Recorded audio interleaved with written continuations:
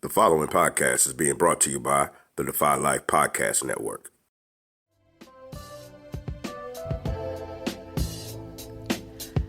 Welcome to Aftergate, powered by the Defy Life Network. Are y'all ready? Aftergate is a podcast series highlighting Colgate alumni of color in their professional endeavors aftergate. Are y'all ready? Aftergate is hosted by Alvin Glimpf, aka Al, and Herman Dubois, aka Jerry. Are y'all ready? We are doing Aftergate because Colgate University has produced innovators who have changed the world every day, yet many alumni of color and the mainstream Colgate community are unaware of the amazing accomplishments of alums of color. Are y'all ready?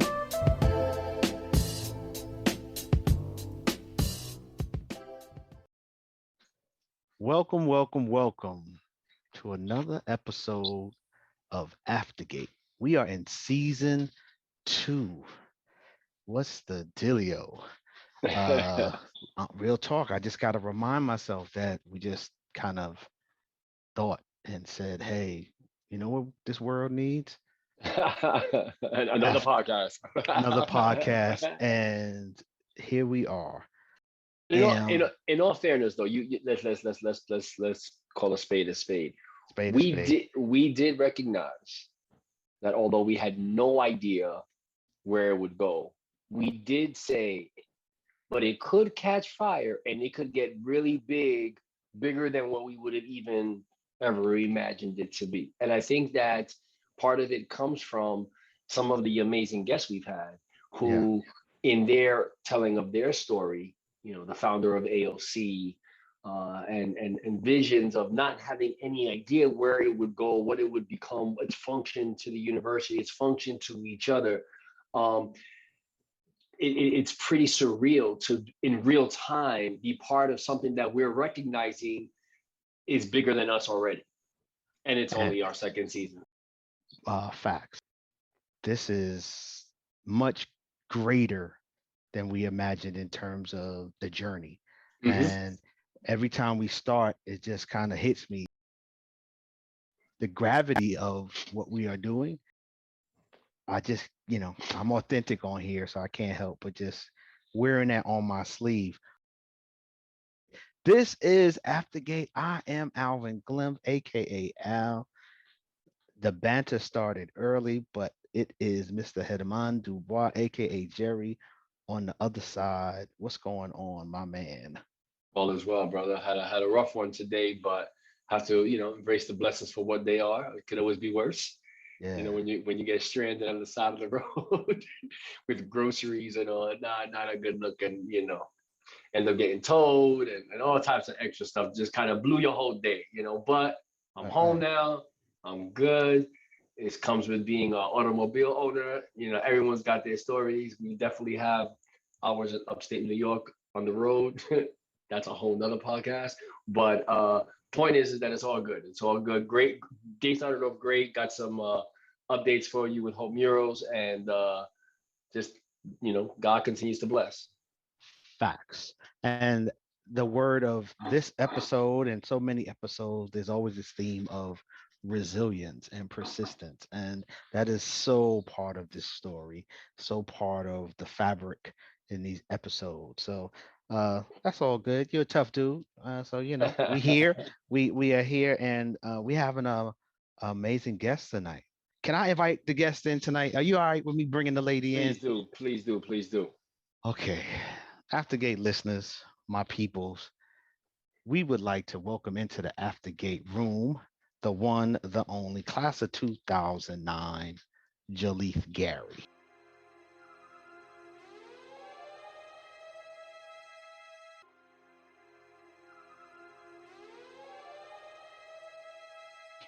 Yeah.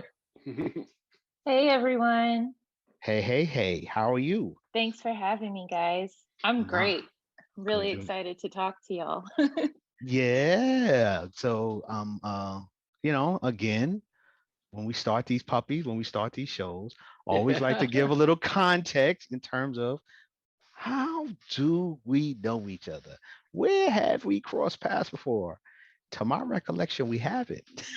But that's all good. But that's okay because everyone knows Al's recollection isn't always 100. So is It, there a it, chance that maybe you may have? And then he's like, oh, wow, I didn't think of that. Because Al's been around. Al was at a lot of Colgate functions. And that whole 6 degrees of separation is really 2 degrees with Alvin. So there's got to be some a place one and a half. somewhere y'all were probably in the same four walls. And he might have been like, oh, you were there? Okay, so. I'm sure we've crossed paths in person at some point. Fantastic. So I've definitely, I've been part of the Mosaic Alumni Council. Okay. I don't know if you were there. I was. We were there. We were there. Okay, so then I would imagine that that's when it happened because I travel a lot for work. So I don't know how many times I've been back campus. Okay. However, we might have met when I was an undergrad as well. I was at Everything Black. Literally Everything black. everything. That's what All I'm black, talking about. everything. Ultra You black. know? Yeah, because Colgate had way more black people than my high school. So Oh, this should be Interesting. interesting. Okay. yeah. This gonna be really interesting. Okay, let's start there. That's one of the sort of mantras that we follow that was lent to us from Diane Ciccone, our first guest and legendary Diane Ciccone, said what made it so awesome was that it was just friends getting together at the kitchen table, just having a conversation and catching up. And the fact that you're in your kitchen dining room, I think that's a perfect scenario. And so I want our audience knows, but I want you to feel very comfortable with we just homies at the table catching up. Yeah, I like that. I like that a lot. I feel like I need to go sit at a dining room table or something. I'll just imagine that this you need props. This Just desk get a is new kitchen Zoom table. background. Right, Dude, you got to put your grill in the background. So yeah, that would be dope, right? So let's dive in for a second. Class of 2009, you graduate in 2005. So set the context for us in the sense of what's life like for you. I appreciate your comment about your high school demographics. Would love to hear that, how that played out. Give us a sense of what the world is like for you before you enter Colgate. Sure. So I went to a boarding school named Chatham Hall in Chatham, Virginia, the southernmost town in Virginia, about an hour north of Greensboro. And I wanted to go to boarding school since I was like 8. My school's choir toured boarding schools in the New England area. And so I was exposed at the age of 8 to like what I thought was a slumber party for nerds. Ended up at Chatham Hall on a full scholarship. And it turned out to be like a finishing school, like a Southern Belle type situation. And for most of the women there, I was like their first like proximate Black person. Wow. Outside of, the cleaning staff, the cafeteria staff, had a very racialized experience there that definitely provided a lens for my Colgate experience. My senior fall was the year that Barack Obama got elected. And I don't know if my social media post ever made it to you guys, but we experienced quite a bit of vitriol and hatred actually that semester. But it wasn't unlike anything I had experienced in high school, unfortunately. So this town still had, segregated entrances that weren't active, and that's whoa, back up. What's that mean? An like inactive segregated entrance. Labeled, like not enforced. Yeah, like they weren't labeled, they were just like visible. So like I could see at this movie theater that was no longer open where Black people were allowed to enter and where everyone else was allowed to enter. And I could see when we would go to town to like eat at this Italian restaurant named Pino's, where Black people were allowed to enter, where everyone else was allowed to enter. And when you're 14 and you just are so tired of cafeteria food, you just like want real food and you pray that it's not tampered with, you know, you go. So that, it was funny that you started off talking about resilience and persistence, because when I was telling my mother about my experience there, I'm her youngest child. And when I was saying I wanted to go to boarding school in the first place, a lot of my teachers and principals were like, oh, that's so cute, but you're the baby, so you'll never go, you'll never leave your mother. But I really wanted to, so I did. And my mom was like, oh, you worked really hard to get here. Don't let them take that from you. Mhm. And that's kind of the same principle that I've had to have throughout my life, especially throughout my time at Colgate. They wrote like very violent things in alumni in the bathroom stalls, like lynch them all, they were born to be our slaves, the South will rise again, and all these things. It was a point where like people in Drake were calling us the N-word while we were walking past the dorms to go to Frank. And the girls, we had to walk in pairs with guys, and the guys had to walk in pairs too. So your senior year, you feel unsafe physically, and our community came together and looked out for each other. If the campus safety wasn't going to do something about it, we certainly were. And I think having had to go through an experience similar to that in high school certainly prepared me for that. But what was different this time around was that I had like a community to go through that with. In high school, I was one of 2 Black girls in a class of 25, one of 6 Black girls in a school of 140, so my entire freshman cohort of Black students was, larger than my school's. Can we rewind a little bit? Where did you Yeah. grow up? Where did I you grew up grow in up? Brooklyn, New York, In and Brooklyn, Bed-Stuy. okay. Yeah, right on the C Okay. train. Brooklyn. So now it's giving Yeah. us a different type of lens when you go from Brooklyn, Bed-Stuy to Virginia. And Culture so, shock to the max. oh, for sure, on steroids, absolutely. Absolutely. And at no point did you think, well, maybe I could transfer, or maybe this boarding school is not the right school. There are other boarding schools that, or was it just by the time you realized that you were deep in? Well, I thought about it, but my mom, she said to me, like, are you going to let them take this from you? My aunt, I had an aunt, Jaleith, who went to Hamilton College, and I was born on her birthday, so I was named after her, and she really wanted me to go to boarding school. My aunt Gwen is class of 77 Colgate, and she was really proud of me for going to boarding school. My family is actually immigrant from Jamaica and Nicaragua, and my mom was the first one born in the US. So there was like, sure, this temptation, but at the same time, like my history in and of itself doesn't dictate giving into temptations like that. So yeah, it wasn't really an option. Definitely tempting, but not an option. For sure. Makes sense. Perfect sense. That's not how they do. That's not, we built it. We're not built that way. Right. That's not what we do it. So, okay. So give us then, how's the transition? Well, first, back up. I'm assuming you heard of Colgate through your aunt. So this is actually really funny. So I did hear about Colgate through my aunt. I did not want to go to Colgate because of my aunt.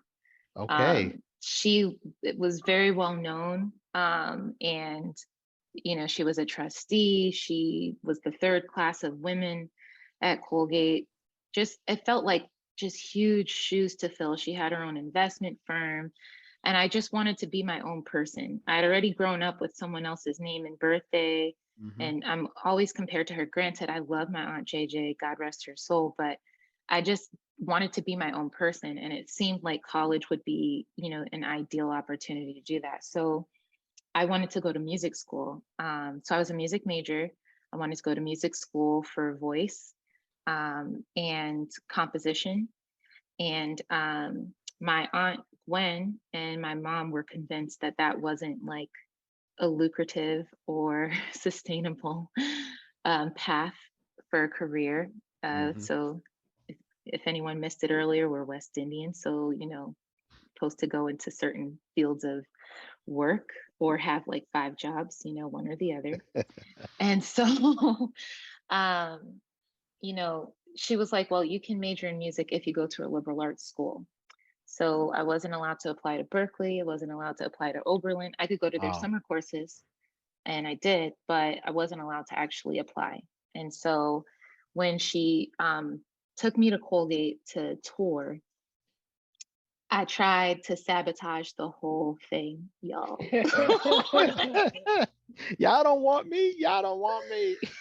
I was like, so I was asking all these horrible questions for all of the people that were taking me on tour. I forget what they're called. But I was like, if you could change one thing about this school, what would it be? What's the thing you hate most about being here? You know, like, what's the worst professor like? Oh, you know, is the food always this good? Like, you know, just any question. And the answers were all so reasonable that I actually couldn't find fault in the school. And they were really strategic. They put me with so many diverse people. They didn't just put me with Black people, because then I'd have been like, oh, they racist. They just put me with all the Black people. Even though I would have been really excited, because those would have been the only other Black people I had seen in some time, you know? So after, you know, going, I was with Makina Perry. I'll never forget this. Makina Perry, and she's friends with like April Williams and Janisa Bab and Chev. And I was just like, oh, I think I want to go here. I want to hang out with them. Like, I want to be smart with them, you know? Right. So I immediately switched my application from just regular to early decision. And I got in on early decision, and I was just so excited. Mind you, in my high school is as systemically racist as it gets. Like, my advisor was telling me I was lucky to be there, even though I didn't even like really apply to this school. I gave them another school's application. They were like, oh my gosh, yeah, here, full ride. And they thought that Colgate was a reach school for me. Mind you, I graduated with like their highest honors by the time I was done with that high school. Yet and still, they were discouraging me from, you know, going to this great school. Wow. So it was a journey for sure to get there. But I don't regret it, even with all of the different experiences that I had, because those really have helped me to become the young community leader. Oh, I said young. I'm a millennial, so I don't know if I count anymore. Summer chicken, not spring. But you know, to be the community leader that I've been able to serve my community as. So. Curious, at Colgate, where did you live while you were there? Man, everywhere. So my first one was Gatehouse. I did the Leadership Opportunities for Tomorrow Loft program, because I couldn't do OUS and I really wanted to get like extra credits. So I did that. Then my sophomore year, I was an RA in East. My junior year, I was an apartment manager in Birch. And that was the first year that they had sophomores in apartments. And so a junior was allowed to be the apartment manager. And then my senior year, I was an apartment manager in Parker. Wow. So I took the res life route for sure. Highly recommend that work study option. They actually had to tell me, they had to tell me that I couldn't work more jobs. So I was doing res life.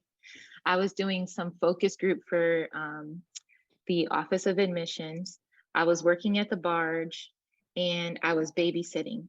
And they were like, oh, like, you can't have all these jobs because you're an RA. Like, that's the best job you can have. So like, let everyone else have a job. Just greedy. 4 jobs. First of all, I was a hustler, period. Okay. Yeah. No doubt. So talk to us about the academic transition. How does that play out coming from the private school? You know, my classes really intimidated me. They were so much larger than what I was used to, coming from a class of like 8 to 10 students. And where I was the most outspoken one, being from Brooklyn. I had to really code switch. I learned code switching quite a bit in high school. I got into a lot of trouble just existing. So I really had to learn quickly how to exist in these shared spaces. But the difference was that in high school, they had, you know, parameters for some of the things that people could say and get away with. And in college, that just goes out the window. So there were some classes that were just triggering, like my sociology class. It was depressing because some of the white kids would just like go on these really awful rants, and the sociology professor wouldn't correct them. And I would be so upset that I actually couldn't like muster up the words to say because I just wanted to fight. I just wanted to, speak in other ways. Hurt So, somebody.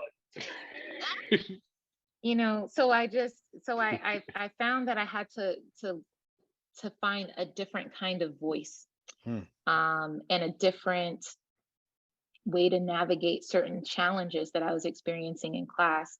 I'm a very like, just put your nose down and study kind of person. So to me, I didn't care so much for the discourse, and I didn't care so much to serve that student or those students with my thoughts, as much as I wanted to like protect the other Black students in the classroom or just like set the record straight.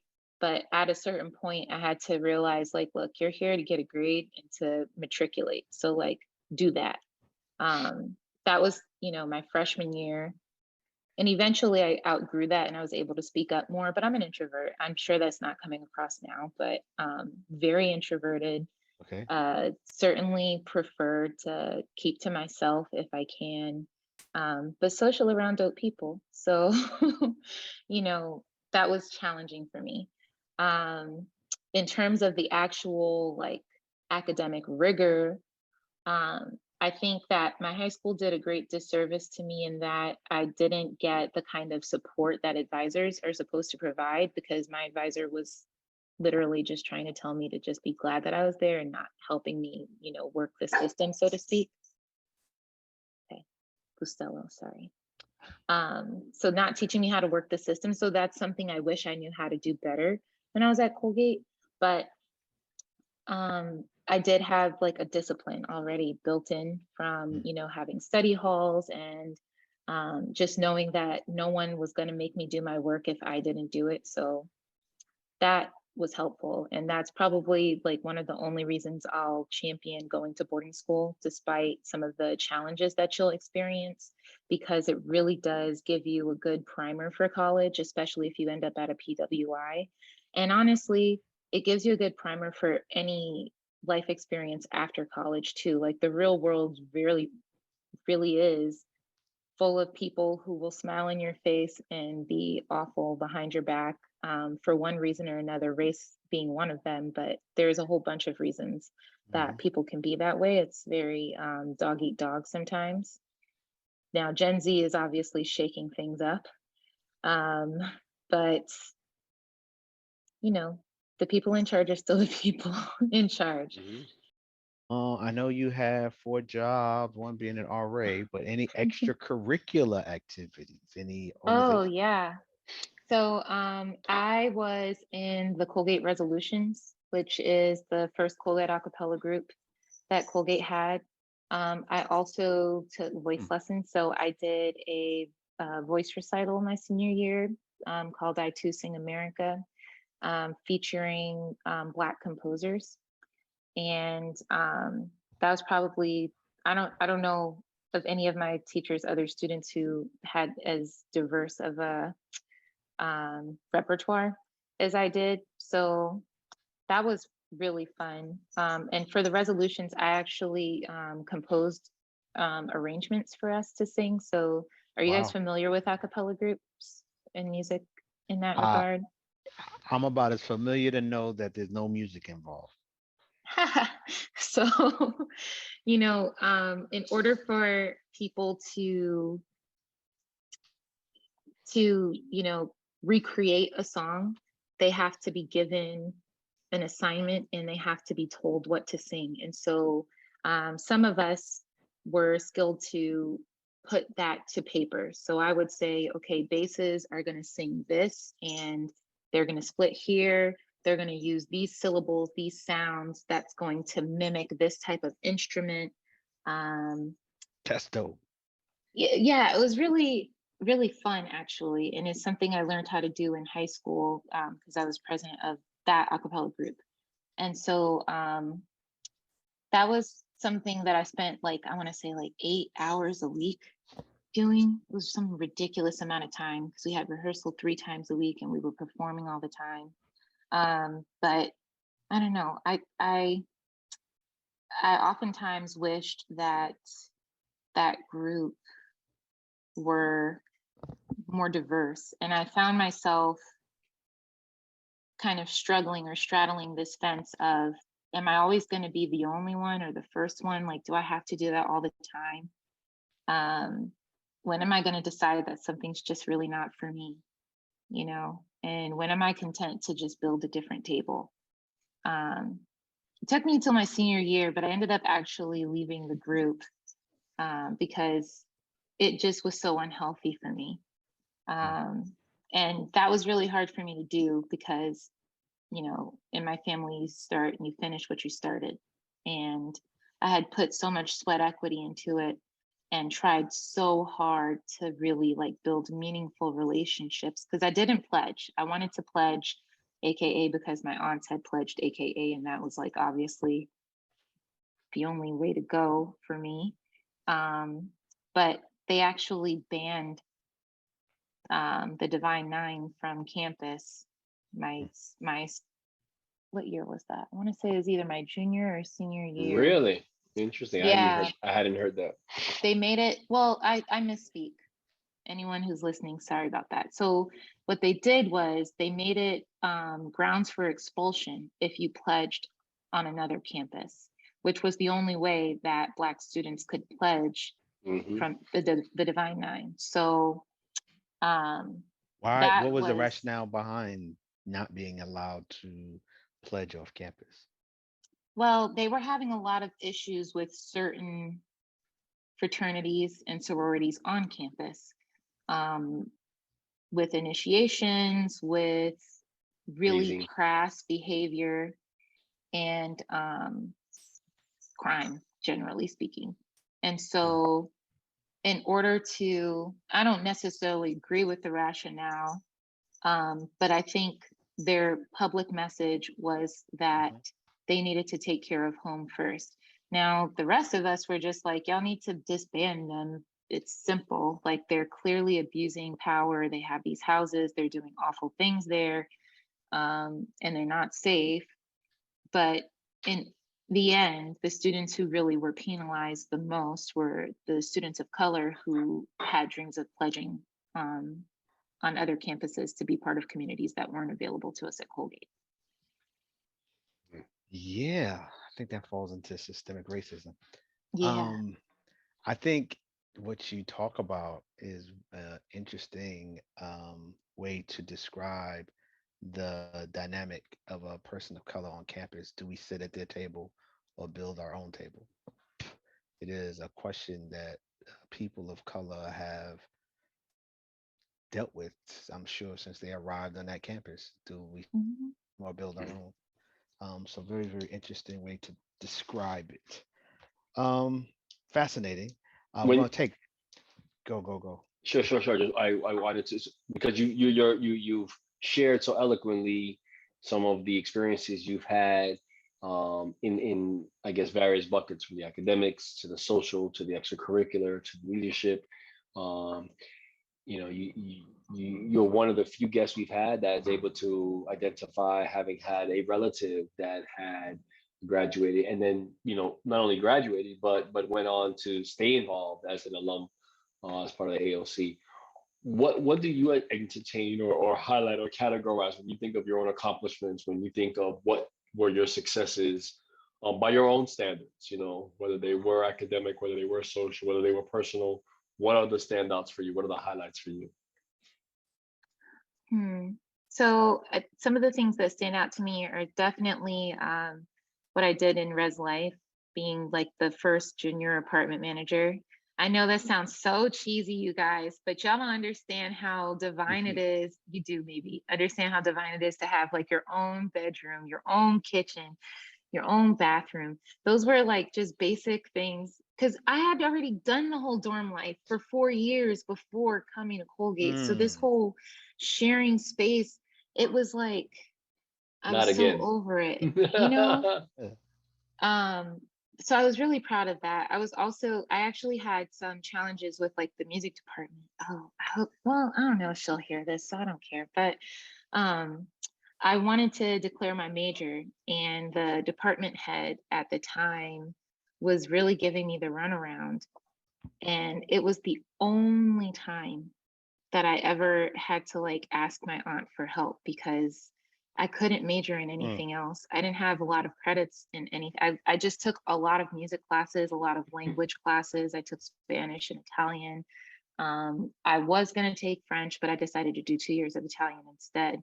And I really wanted to do a recital, and and I needed to, to graduate. And I can't even remember why she, what her specific knit was with me, but it was just like, oh no, like you didn't declare soon enough, or you have to jump through some other hoops. But I actually was able to do my recital, and there's this one professor who is the most critical of them all, and he gave me such high remarks on my recital that it was like all worth it. Like I was expecting him to be like, oh, of course you picked those songs, or just to say something snooty and rude, not because he's a rude person, but just because that's like his humor / personality. And he was so proud of me that I was just like, oh, okay, so recognize, you better recognize. Okay. finally, I feel a little seen. It's a little late, but whatever, I appreciate it. And there I go again, straddling this fence, right, with the tables. But I was really proud to be able to do that, and to really see that through. And then this is again going to sound super cheesy, but I'm really proud of the friendships that I made. Having already done the whole living with people and building friendships like in high school, I'm really not friends with any of the people I went to high school with for various reasons. Like some of them are still in Facebook land, because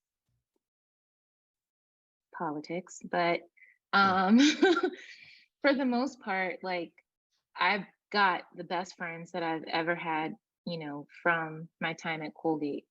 And I still hang out with them to this day. I still keep up with them.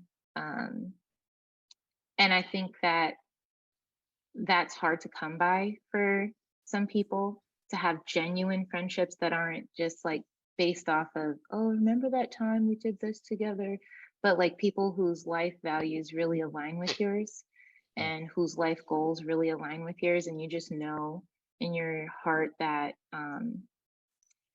no matter where life takes you, like you'll always have that connection.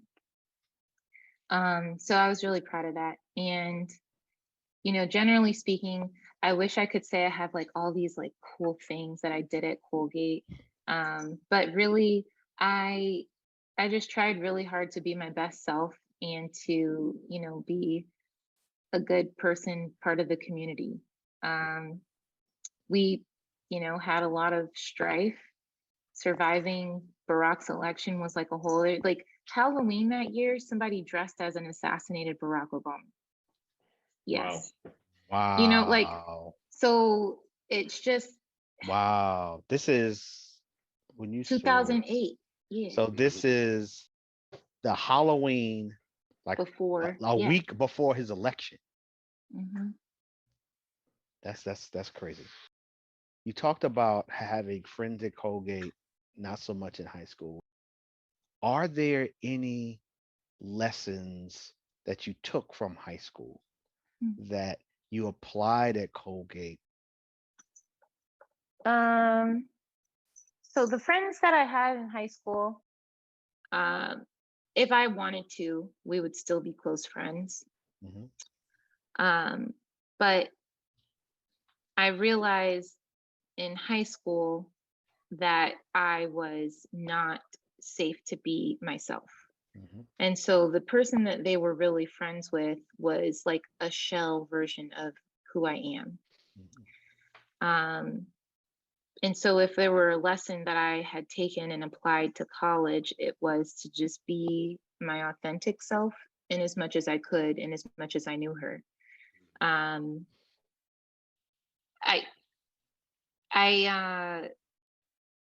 did a lot of random things on campus, like focus groups and,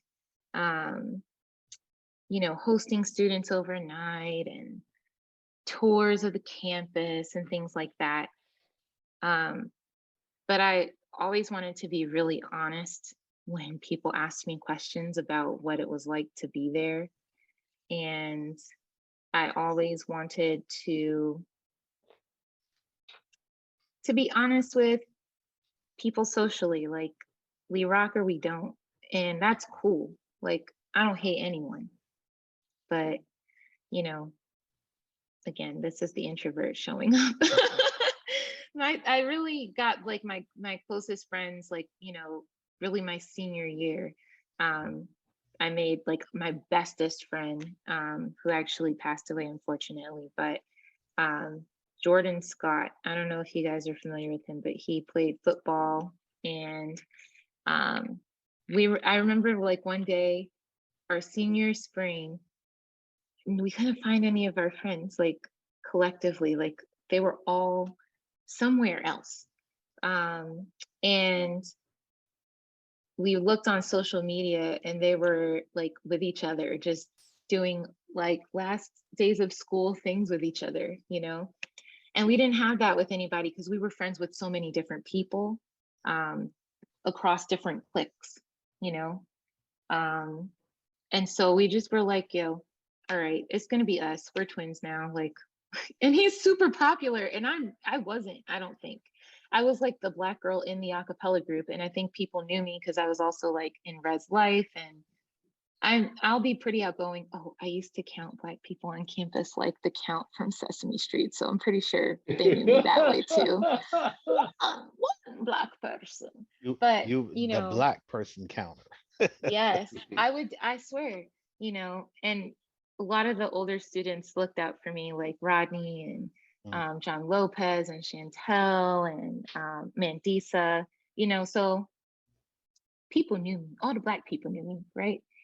But yeah, I just always found it really interesting that this super popular kid, and then, me mediocrely popular, like we just didn't have these cliques. So eventually, like we were this clique, and then his roommates, Jamil Jude and Chris Ekpo and Gabby Barrow, like it became the five of us because my roommates were not like us. So random assignment. So, I think, again, just being honest with who you are and about who you are with other people is really what I took away from that high school experience, because I really don't like having to divest relationships and having to tell people, hey, it's not so working. yes, I did do this. Younger me did this, okay? But older me doesn't do this now. She just lets things fall by the wayside. So y'all don't have to judge me. See the faces. But yeah. That's what's up. That's what's up. So let's put a pause right there as we give some love to our sponsor, and we will be back to finish this conversation with the amazingly popular, doing all types of cool things on campus and Wow. beyond, Jaleith Gary. So this episode is sponsored by Hope Murals. Hope Murals is a nonprofit that provides adolescent youth with an interactive experience of creative expression via an urban arts platform that stimulates both mental and physical development. Please visit their website at www.hopemurals.org to learn more and find ways you can support the work they do. And welcome back. This is part 2 of Aftergate Season 2, and we are here with Jaleith Gary. But before we get into that conversation, let me make sure we thank our sponsor. Gotta start it off by thanking our sponsor, Hope Murals. As always, we always appreciate Hope Murals, what they are doing out there in the community, exposing our youth to urban arts, helping them with their development, social, emotional. Check them out, hopemurals.org, at Hope Murals on all types of social media platforms. If you're interested in being a sponsor, hit us up, aftergatepodcast at gmail.com. Also, make sure you show some love to our network, the Defy Life Network, at www.godefylife.com. Their motto is, if you are not Defying Life. What is your life all about? And just remember, you can find us wherever you get your podcast. That's what Aftergate is. Let's jump into our part two of this conversation. And as we are jumping into the conversation, I really would like to get your thoughts on something that is really important: engagement. And we are alumni of color. Obviously, engagement is important to us. We're doing this podcast. We're looking to increase the engagement of our fellow AOC. I'm on the alumni council. We've all volunteered. We've also gone through this journey in terms of our engagement with Colgate. And we've heard a lot about the engagement journey with Colgate. Very interested to hear your thoughts. We're coming up on homecoming weekend, which for so many of us is not on A our pass. radar. A Right. pass. For many other friends of mine and their institutions that they attended, homecoming is a must that they go to every year. So the 40th anniversary of HRC is also happening, and don't hear nothing about it in my network. I'm curious to hear what your journey has been like in regards to engagement. What you got? Sure. So let me start off by saying that I think that alumni engagement is very important, and that I think there are a number of ways that one can go about maintaining engagement. One of the biggest things about Colgate is its alumni network, right? And I've always tried to be an asset to undergrads. I've done like the Thought into Action Institute and sat as an advisor for students who are endeavoring in entrepreneurial career paths. I have offered mentorship to various students through like the Mosaic conferences that we've done and things of that nature. And I started off participating in the Mosaic Alumni Council.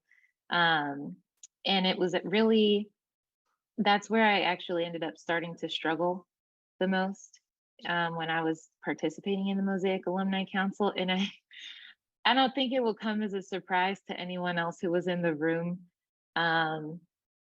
in Lawrence Hall, because I had come to campus under the impression that, we're putting together this diverse group of alumni to help make Colgate a better place for students of color, and that's a really broad goal to have. That can look like a lot of different things. And at that time, I forget, I was somewhere in my like late 20s, I want to say, but like at that time, I had a very like adamant perspective about what that should and could look like and what that absolutely could not look like. And so, I won't say names because I feel like that's not appropriate, but there were some faculty there that were walking us through, and I have nothing against them. I think that they were doing their jobs and they were doing their jobs well. But they were kind of, courting us about the weekend and, really casting vision for us to help make this change on campus. And I had, a highly racialized experience on campus. So I'm very passionate about what this could look like. And I said, before the presentation started, I said, this is really great, but what it absolutely cannot be about is trying to increase giving from alumni of color. Like that can't be what the purpose of this is. The first slide is about the giving across certain demographics and how our giving as alumni of color just simply does not compare. And I really firmly believed that in order for, and I still do, in order for Colgate to really participate in anti-racism work, it cannot be the position of the institution to fund anti-racism work with people who were survivors of racism on that campus. And I just found that to be such a slap in the face. And I'm not saying that they meant to, like I don't see any malice in this situation, but it was just such a stomach turning experience for me to sit through this presentation. Mind you, at the time I was working in philanthropy. So I had built a fundraising department at this nonprofit from scratch. So I had attended all the Association for Fundraising Professionals conferences, read about all of the psychology of fundraising. I'd done all this research on giving and so forth and so on. And I know that individuals is it. And I know for colleges, alumni are it. And I know that you want to go for people's passions and you want their passions and purposes to align and so forth and so on. But it really hurt my feelings. Yeah, that's what it did. My feelings were genuinely hurt that they wanted us to pay for the anti-racism work at that school, as opposed to educating racist people and soliciting funds from them or repurposing their funds with their permission. There were just so many other creative ways to go about it, I think, that it just really turned me off. I literally stopped giving that day. Like I just stopped. And I plan to start again.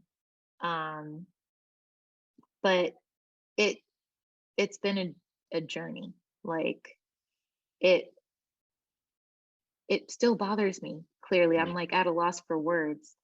Because I don't want this to come across as like me not being generous. I'm a very generous person, and I believe that philanthropy is actually biblical.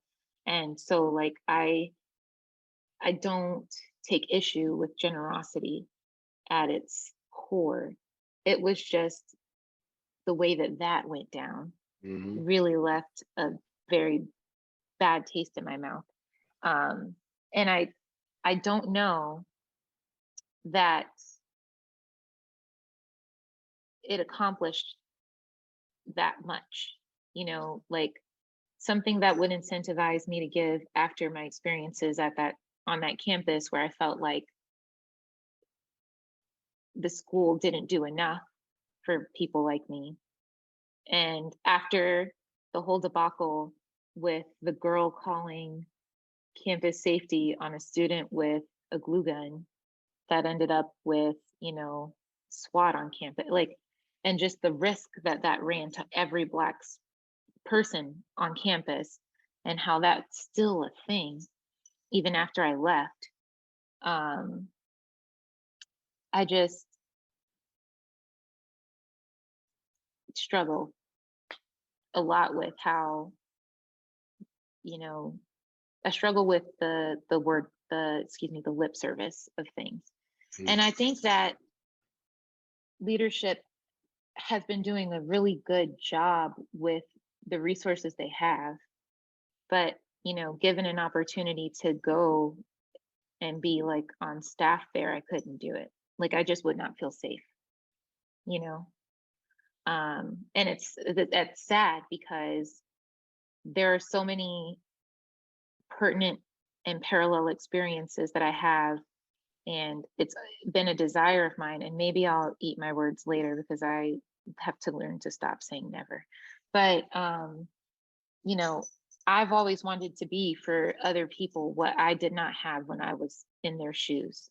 So when I was on campus, who could I go to when I needed advice from a Black woman who had some level of freedom, some level of authority, a voice in a room that I couldn't get into?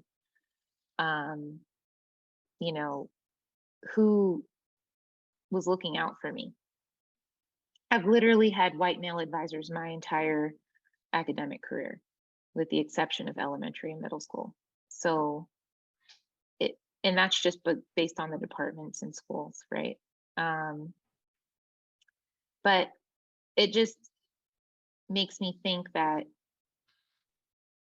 there's certainly another way to go about anti-racist work, and to go about providing support to the students on campus, especially the students of color, in a no strings attached way that really meets needs, not cute offers for donors, but genuine needs for first gen students, for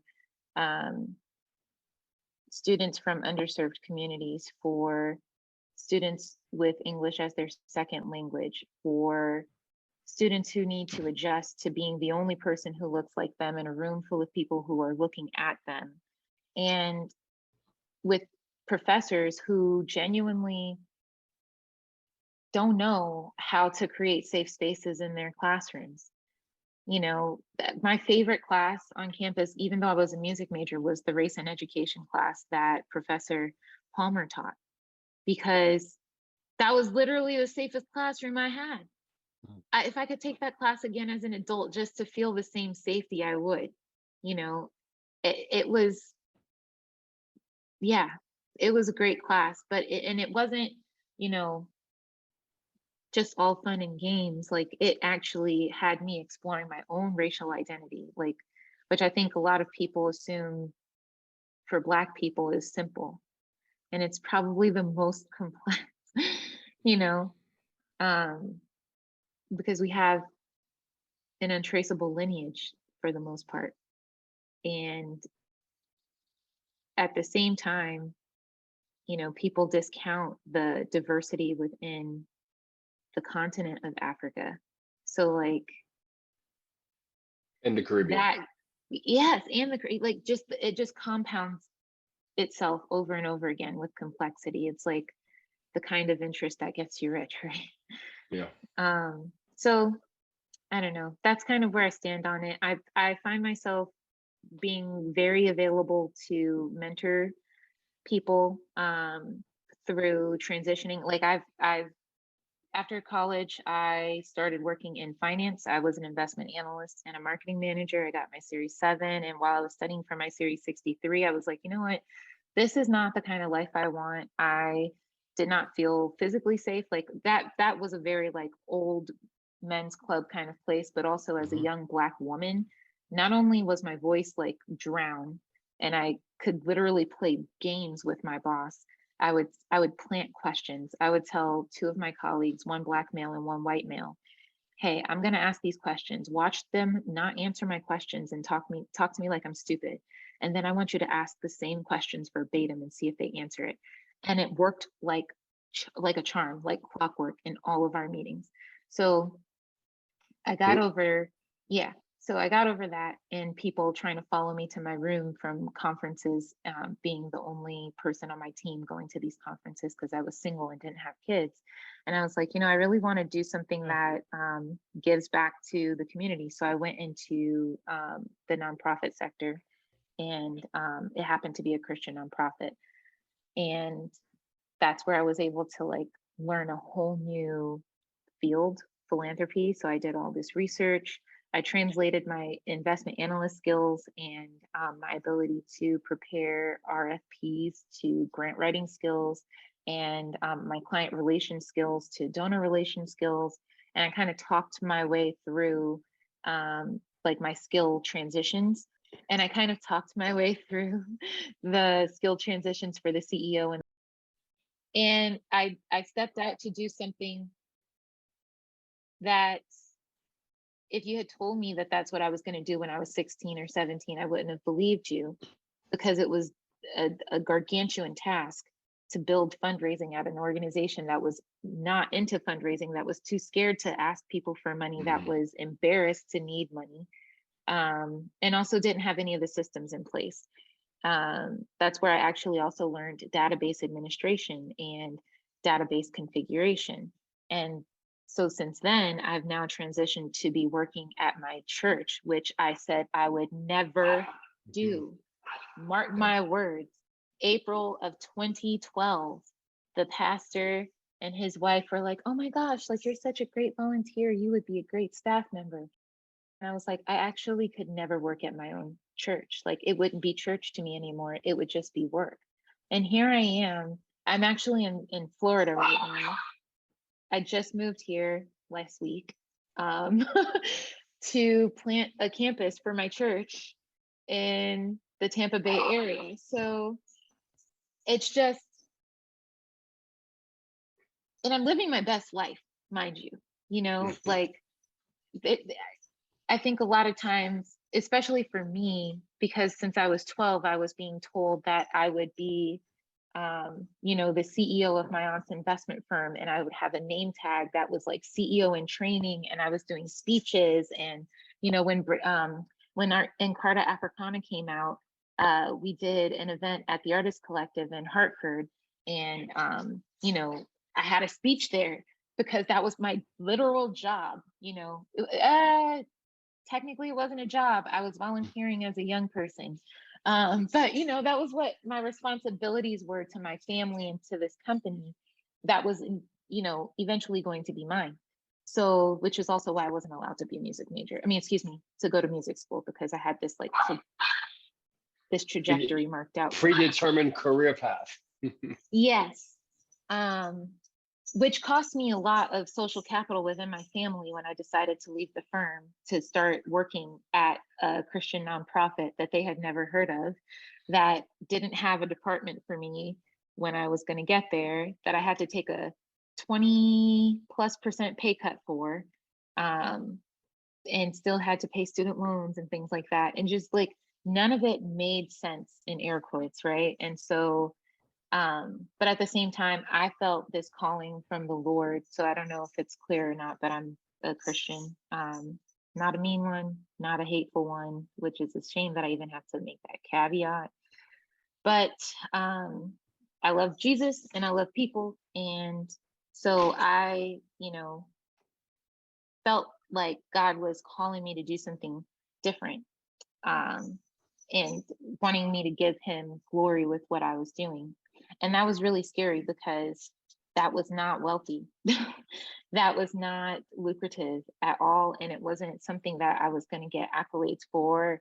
Like I've not been in the 30 under 30, the 40 under 40. And there's really not much that I can do in this career path to make it into any of those types of lists. And I don't really have a desire to anymore. I used to.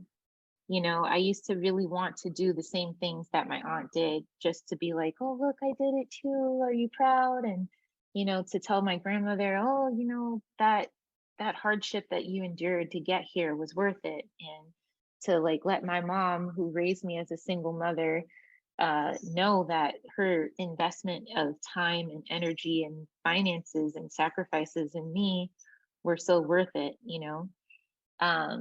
but there's been, aside from reading the Bible and praying, right? There's this guy, Gary Vaynerchuk. I don't know if people are familiar. Gary V is his I guess, name that he goes by because people can't say his last name. And he's like all about doing what makes you happy and finding the Venn diagram between like what makes you happy, what you are good at, and what is something profitable that you can like sustain a lifestyle off of. It doesn't have to be a lucrative lifestyle, but just any lifestyle, right? That's the good to great metaphor. Yeah.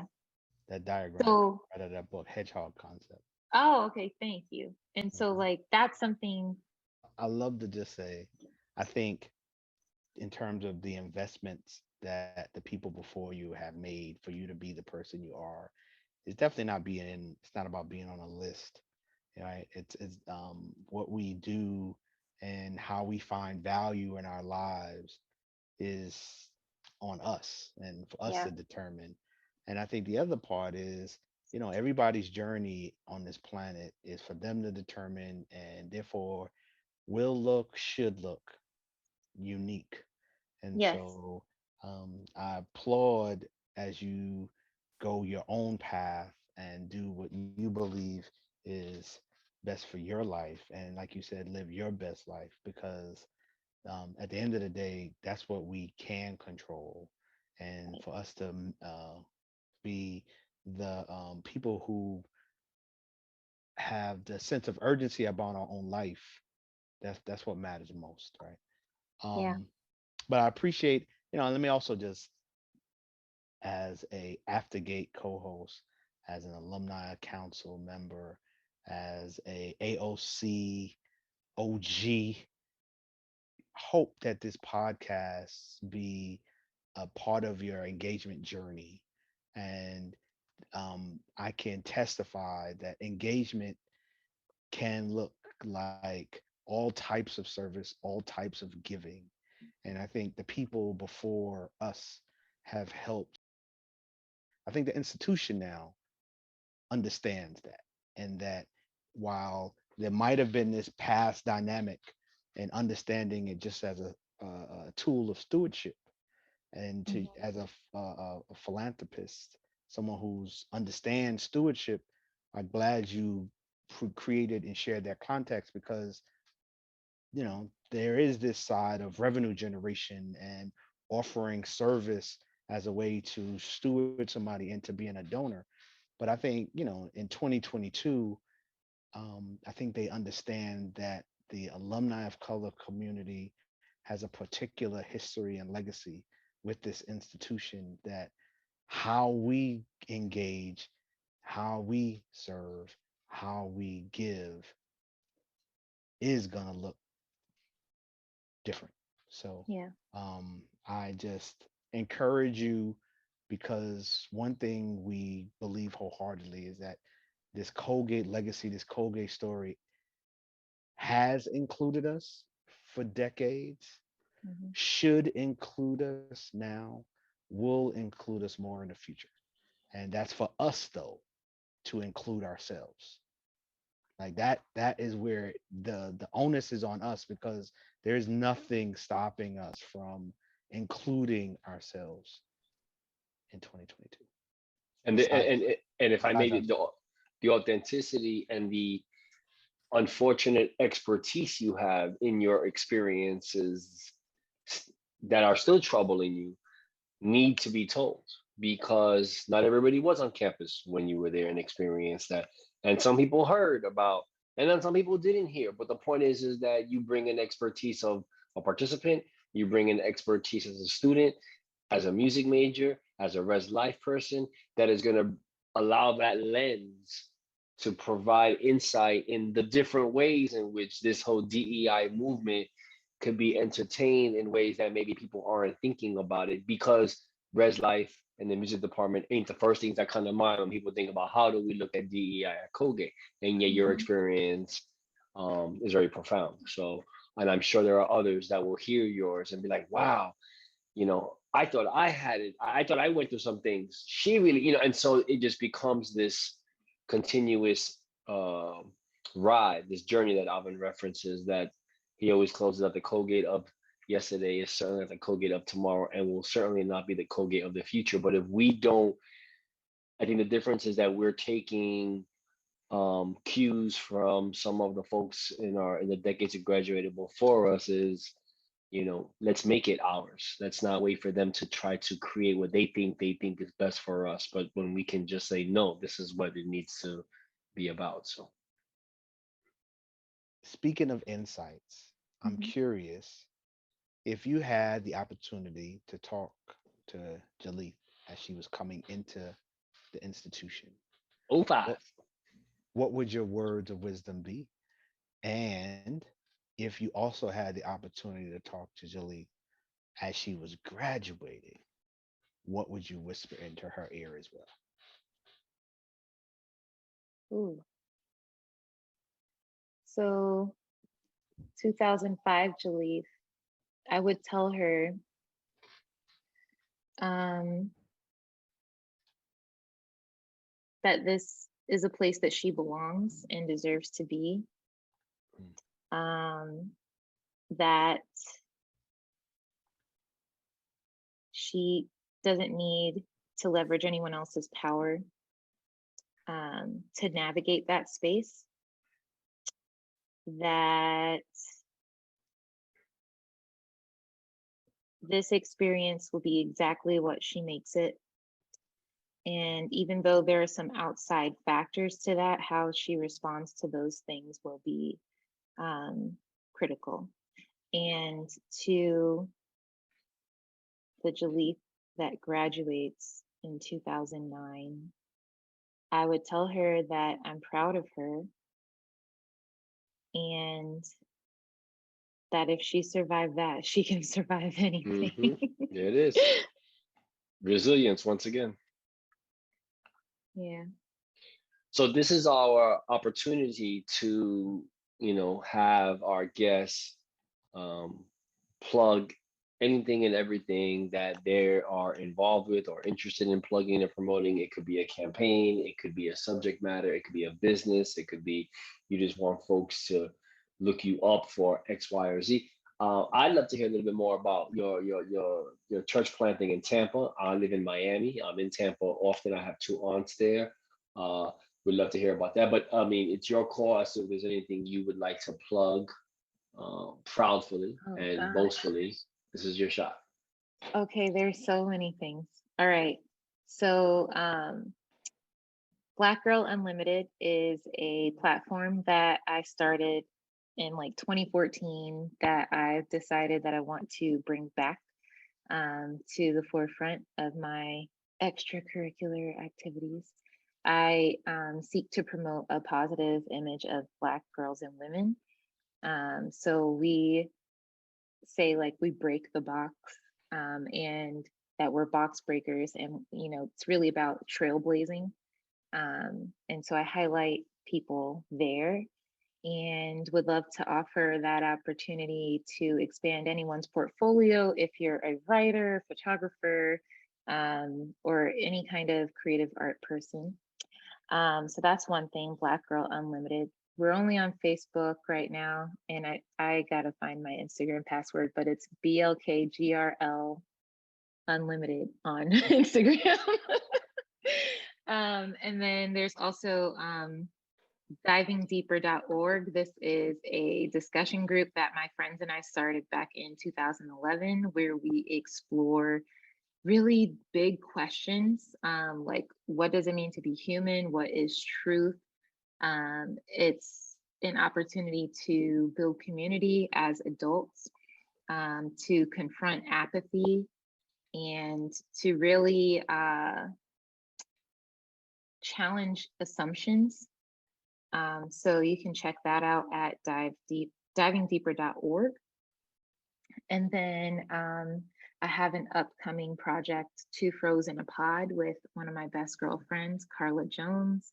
It's basically sisterhood on steroids, and that's all I can say about it. I'll let y'all know when that is edited and published.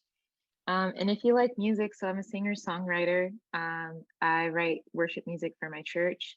And then I'm also in a duo called Adopted, and we write crossover music.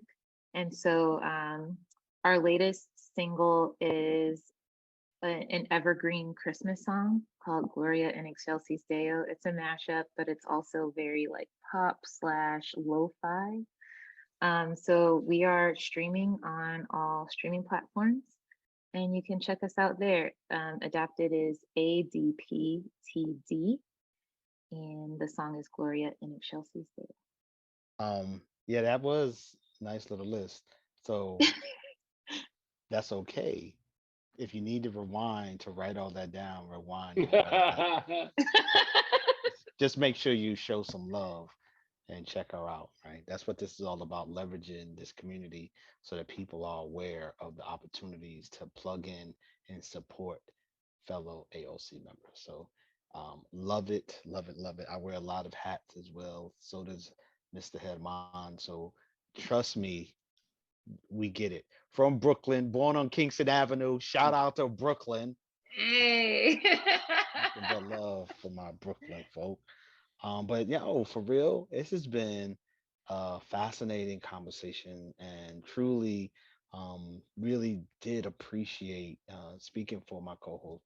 We really did appreciate learning, and like not just about your story, but really sharing some really insightful perspectives. And yeah, really, really thank you for coming on tonight. Well, thank you for giving me an opportunity to sort through my own thoughts about things and also to share my experience. I think that is what makes the experience worthwhile, is having other people be able to leverage it. So thank you. This has been another episode of Aftergate Season 2.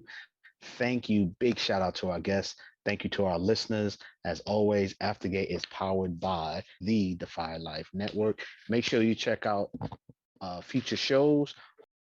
And as Jerry said earlier, the Colgate of your day is not the Colgate of today, and it's certainly not the Colgate of the future. Peace, family. Shh. You hear that?